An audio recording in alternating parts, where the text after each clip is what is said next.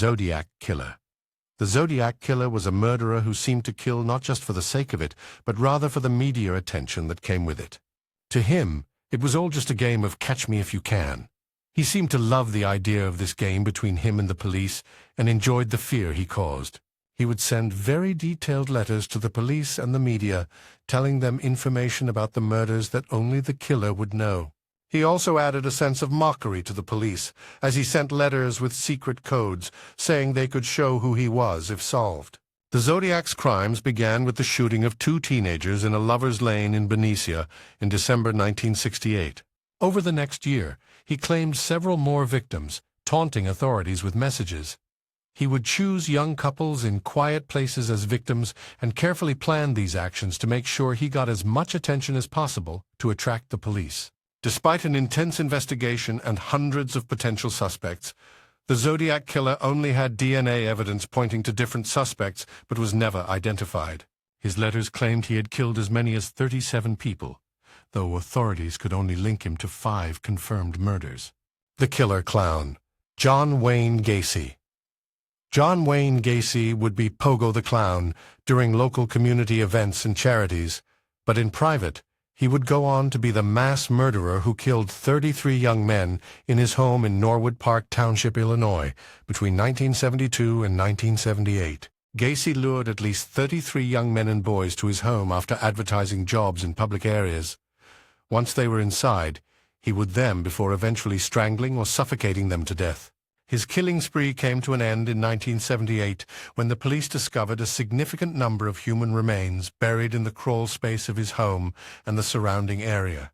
The investigation revealed that he had been carefully recording his crimes in journals and keeping mementos from his victims. All this had been a game to him, and it's said that it brought him so much happiness. In 1980, Gacy was found guilty of 33 counts of murder and was sentenced to death.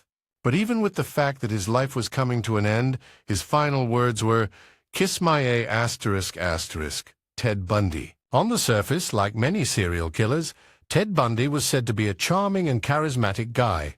Bundy would almost always use his charisma to gain the next victim's trust. Bundy was good at talking and seemed nice, which made people trust him. This was a trick to make it easier for him to find a victim. For almost 4 years, he would go on to commit over 30 murders with no one suspecting anything because of how nice he was.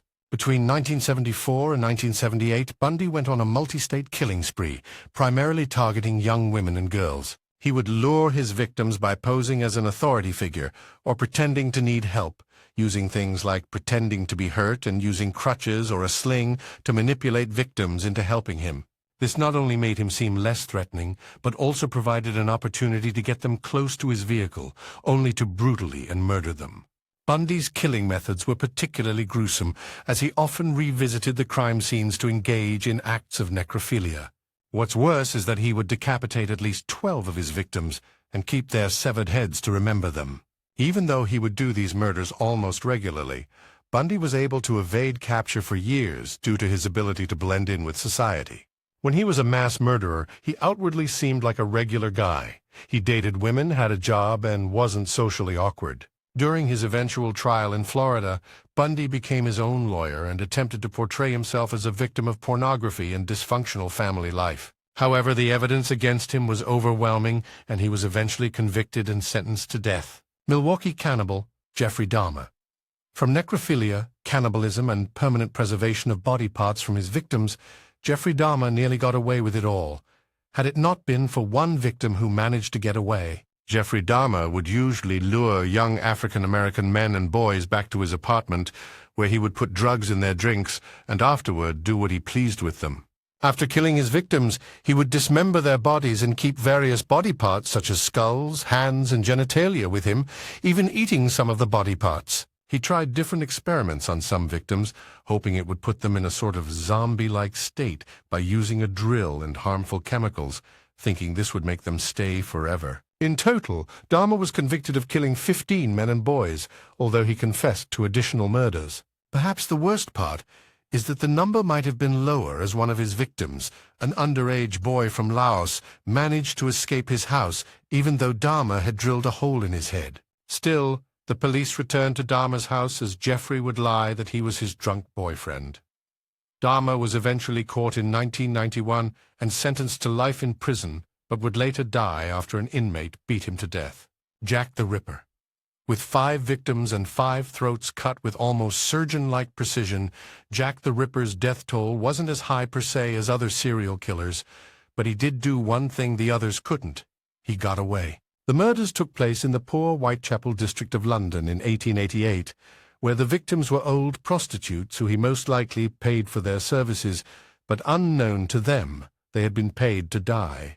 Unlike these days where killings like these would be everywhere on either social media or the news, in the 19th century, everyone had to rely on the newspaper or rumors going around, which made everything all the much worse. The newspapers would talk about how the Ripper would remove the internal organs of his victims, carefully keeping everything intact. At the time, education on things like human anatomy was only reserved for the richest in society, meaning the public thought they had not only a murderer, but one who was bright and possibly quite rich. In 1888, after the first body was discovered, more kept coming. You can imagine the terror everyone was in at the time, rumors going about that he could be a vampire who drank the victim's blood, or that he was a sort of vengeful spirit killing the immoral people in society. With most of the victims being poor prostitutes who were forced into that life to make ends meet, most of the authorities at the time thought they had it coming and barely protected them. But even despite the intensive investigation at the time and the numerous suspects proposed throughout the years, Jack the Ripper's identity remains one of the biggest mysteries to this day. Charles Manson. Manson was essentially a cult leader who formed a commune known as the Manson family in the late 1960s, which attracted a devoted group of followers, mostly young women with his ideologies and charismatic personality. He preached a darker philosophy that involved starting a race war he called Helter Skelter, with the plan being to commit murders against celebrities and blame it on particular black gangs. In August 1969, under Manson's orders, members of his cult murdered pregnant actress Sharon Tate, along with 4 others at her home in Los Angeles. The following night, they killed couple Lino and Rosemary LaBianca in their home, leaving messages written in blood at both crime scenes that read, "Death to pigs," pigs referring to the police officers, to make it seem that this was committed by gangs instead. You see, Manson didn't even physically commit the murders himself, but instead manipulated his followers into carrying out the acts for him. Manson was convicted of conspiracy to commit murder and received the death penalty, which was later changed to life in prison. The butcher of Plainfield, Ed Gein. Ed Gein lived an isolated life with his harsh mother on their family farm in the small town of Plainfield, Wisconsin. After his mother died in 1945, Gein's already fragile mental state deteriorated further, leading him down a dark path of necrophilia, grave robbery, and finally murder. In 1957, when local authorities investigating a local woman's disappearance had to search his property, the quiet farmer's house turned out to be among the worst things in murder history. Gein had made household items and clothing from human skin and body parts, including skulls used as bowls and human skin furniture. Further investigation revealed that Gein had removed numerous corpses from local graveyards, collecting body parts and preserving them in a bizarre obsession with his dead mother. His obsession eventually led to the murder of 2 women whose bodies were found mutilated and dismembered on his property. Gein was eventually diagnosed with paranoid schizophrenia and ruled legally insane. However, his crimes were still so disturbing that the horror films Psycho and the Texas Chainsaw Massacre were made from this insane story. The Night Stalker, Richard Ramirez. Through June 1984, a series of murders would be committed in the form of home invasions and murders across California. The murder methods were particularly evil, as he would break into homes late at night, brutalize his victims with beatings and sexual assaults, and often commit satanic rituals before murdering them. The police were possibly dealing with a lunatic who was looking for his victims every night. He was known to leave satanic symbols at the crime scenes, leading to his Night Stalker name. His crimes weren't just murders, but extreme violence, sadism, and a seeming lack of remorse or empathy for his victims. In some of the victims' bodies, it was seen that they had been involved in prolonged acts of torture against their victims. He would inflict a lot of physical pain and psychological torment. It was pretty clear that the killer simply enjoyed torture. The hunt for the Night Stalker became one of the largest manhunts in California history, with over 200 detectives working the case. In August 1985, the killer was recognized and beaten by a group of residents in East Los Angeles before being arrested. With that, Richard Ramirez, the Night Stalker, had been caught. During his trial, Ramirez embraced his Night Stalker persona, often flashing a pentagram to the cameras and taunting the families of his victims. What is even more insane is that during Richard Ramirez's trial in 1989, one of the jurors, Phyllis Singletary, unexpectedly passed away. Singletary was found dead in her apartment, her death attributed to a lethal combination of alcohol and prescription drugs, specifically Valium and the painkiller codeine. Singletary's death occurred during the penalty phase of Ramirez's trial, and because of this, a lot of the people at the time thought Ramirez had caused the death. He was eventually convicted of 13 counts of murder, 5 attempted murders, 11 sexual assaults, and 14 burglaries. The Therostoff Ripper, Andrei Chikatilo.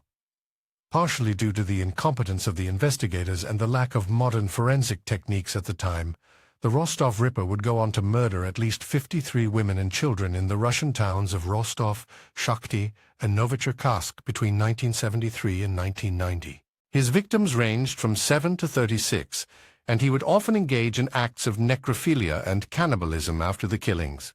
Andrei Chikatilo preyed upon vulnerable individuals by exploiting their trust or desperation. He would often approach his victims in public places such as bus or train stations, markets, or parks, offering them money, food, or assistance. He presented himself as a friendly and helpful figure, gaining the confidence of his victims before leading them to isolated locations where he could carry out his heinous acts without interruption. Chikatilo would also promise financial assistance or aid to women who were struggling financially or in need of assistance. In fact, the Soviet Union during the 1980s was bad to live in. The victims were desperate. He would do this before subjecting them to acts of violence, including rape and even biting off their tongues and other body parts. Despite an investigation by Soviet authorities, Chikatilo remained at large for over a decade. His killing spree finally came to an end in 1990 when he was arrested after a routine document check revealed his connection to the murders. During his trial, Chikatilo confessed to the murders and described in chilling detail the pleasure he derived from the acts of violence and mutilation. He was eventually found guilty of 52 murders and sentenced to death by firing squad in 1994.